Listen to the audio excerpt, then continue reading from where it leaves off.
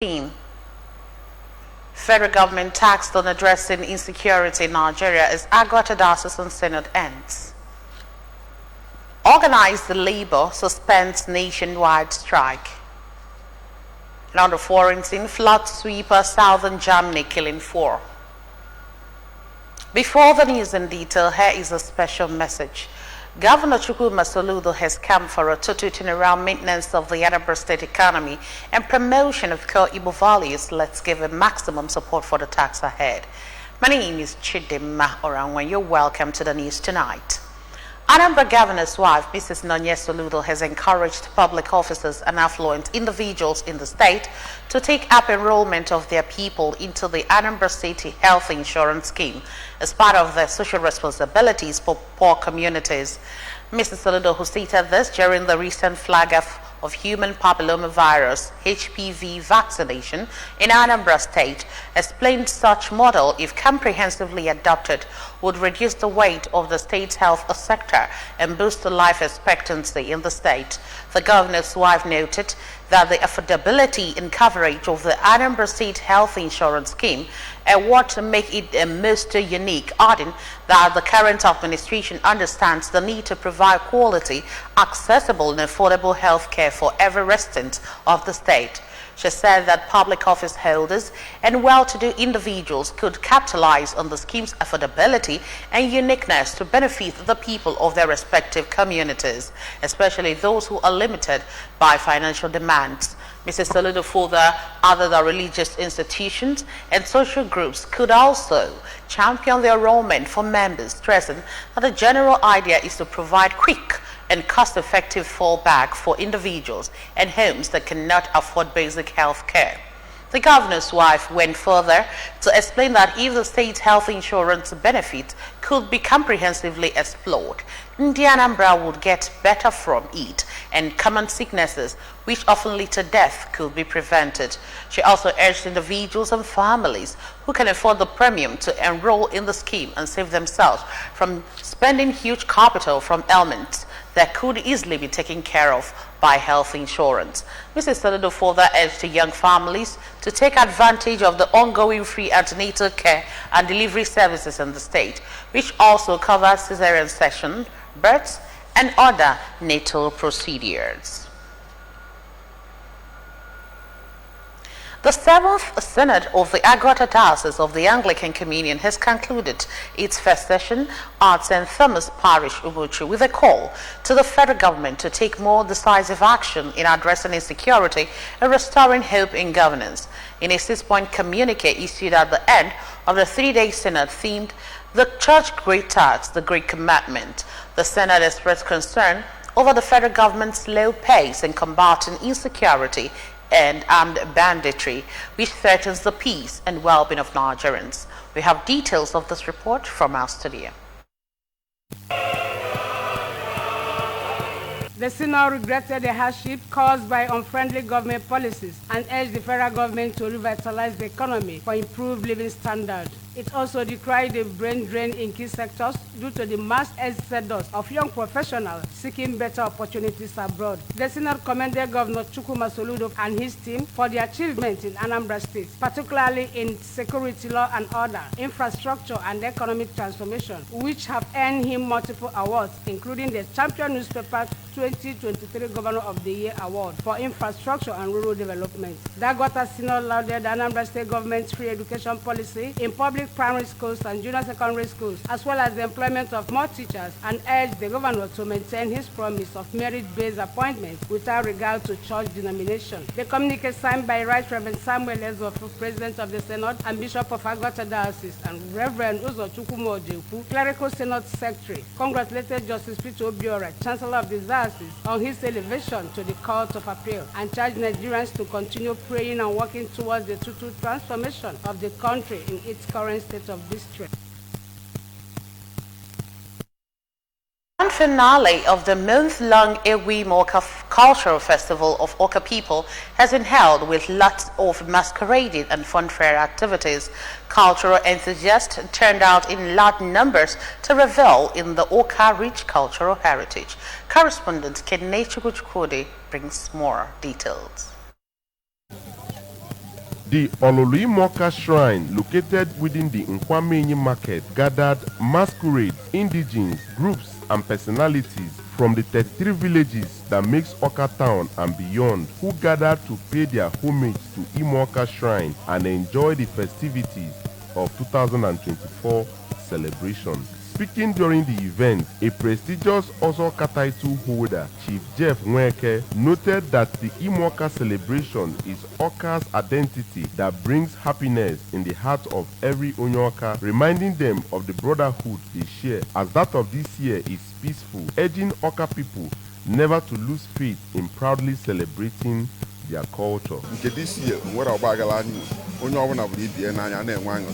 And that I'm going to ban. Sie ike ele eji wee mee nke ka ọ dịwa arụ ọzọ ka nke ọrụ ọzọ manarịcha onye elozono ndubebe onye elozono ibe oshi wee bịa anyị bụ ndị Awka anyị na-eri ịmụ ọka ibe anyị nọ bụ okwu alụsị anyị alụsị abụrụ aja ibe our tradition and culture of the people, and that is your identity. Another Ozoka title holder, Chief Emeka Nwosu, noted that there is harmony and tranquility in this year's celebration, with people enjoying Awka's age-long culture, pointing that the celebration has added flavor over time for people to enjoy it better. I can feel the harmony and the tranquility. The people are here, they're having fun, without acrimony. So we are watching how the security system they're being blessed, so that they're going to maintain the law and order. The chairman of Ezinano Youth of Awka, Chief Nwokoye Nwosu, explained that Awka traditionally came together to perform some necessary rites and ensure that the age-long culture of Awka people is celebrated seamlessly. Chief Nwosu also remarked that business owners made huge sales with the turnout of people, advising youth against destruction, but rather to promote peace and help each other progress. Even my goal to see Gabon at Imoka 2024.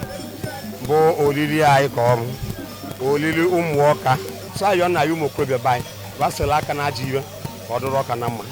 Chief Kenneth Odimegu, who arrived with the Bitoka group with their famous Ibabia drum, Chief Chinedu Debo from Umuobo village, Awka, who came along with his US-based sons, including Mr. Nzeduba Debo, all harped on the need to keep the culture and tradition of Awka alive, expressing happiness for the day. Some Ozoka title holders who graced the event took turns to dance the Eguvio, including those dancing same within the Oloibiri, including the playing of the traditional Opweke drum and trumpet. All along Zik Avenue, many individuals and groups were seen making merry and being entertained by masquerade, live band, and Ogene music performances. In Awka, it's been Kenechukwu Chukwudi for ABS News. The organized labor has suspended its nationwide strike for 5 days to allow uninterrupted meetings with the Tripartite Committee on the National New Minimum Wage. The new development was disclosed to newsmen by a top source among the labor union leaders under the condition of anonymity. Newsmen reported on the new resolutions regarding the minimum wage after labor leaders met with the secretary to the government of the Federation, SGF, George Akume, and other government officials. During the meeting, Akume confirmed that President Bola Tinubu's administration is committed to paying more than 60,000 naira as the minimum wage. He also assured that no worker will face repercussions for participating in the strike, and that the Tripartite Committee would convene daily for the next week to finalize the new minimum wage.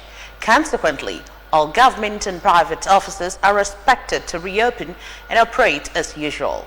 This development marks a critical step towards resolving the minimum wage issues, ensuring that the Tripartite Committee can work towards an agreeable national minimum wage without further disruptions. And on the foreign scene, thousands of people in Bavaria and Baden-Württemberg were evacuated as torrential rain caused deadly flooding. Rescuers battled to evacuate people from flooded areas in southern Germany that have claimed 4 lives, as Chancellor Olaf Scholz called it a warning that climate change was getting worse. Thousands of people in the regions of Bavaria and Baden-Württemberg had to leave their homes since torrential rain caused the deadly flooding. More evacuations were called as the huge volumes of water caused flood defenses to fail. In Bavaria, about 800 people were asked to leave their homes in the area of Eben Hussein Werk after a dam burst on Monday. Residents around Machem-Pichil in the area was heated and affected by the flood were told to shelter on the upper roofs of their homes. Speaking on a visit to Richardstenhofen in a flood-hit area north of Munich, Scholl said such floods were no longer a one-off. The Bavarian state premier, Markus Söder, who accompanied Scholz on his visit, said there was no full insurance against the climate change. About 20,000 people in Bavaria alone had been deployed to tackle the consequences of the flood, he said. Police in Baden-Württemberg said a man and a woman were found dead in the basement of their house in Schorndorf following the flood. Over now to sports, Nigeria Super Falcons star Jennifer Echegini has won the eBay MVP award for the best under-23 player in the women's Serie A. The Juventus star got the recognition given to the most outstanding young talent in the league. Mrs. Echegini, who started her youth career in Arsenal before having a short spell with 2 clubs in the US, arrived in Turin in January and hit the ground running. Reports had it that the accolade celebrates the skill, dedication and import of the league's rising stars, highlighting their contributions to their teams and the competition as a whole. The midfielder, bringing her dynamic play and international experience to the squad, has a multicultural background that adds a unique dimension to her football journey. Echegini was born in the Netherlands and raised in London, England. She has been exposed to diverse footballing cultures and styles. Echegini was part of Nigeria women's team that reached the round of 16 in the 2023 FIFA Women World Cup, jointly hosted by Australia and New Zealand. And that's just about it on the news. But before we go, a quick reminder that you can follow programs on ABS from any part of the world by liking our Facebook page. Follow us at Edinburgh Broadcasting Service. Subscribe to our YouTube page at ABS Television Oka. Follow us on X at ABS Radio TV and on Instagram at ABS Radio TV. You can also log on to our website at www.absradiotv.com. A quick recap of our major stories. Anambra Governor's wife, Mrs. Soludo, has called on affluent citizens to enroll people into ASHA scheme. Federal government has been taxed on addressing insecurity in Nigeria as Agwata Diocesan Synod ends. Organized labor has suspended nationwide strike.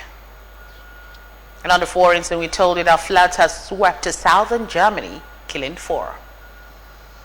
To end the news, here's the special message again. Governor Chukwuma Soludo has campaigned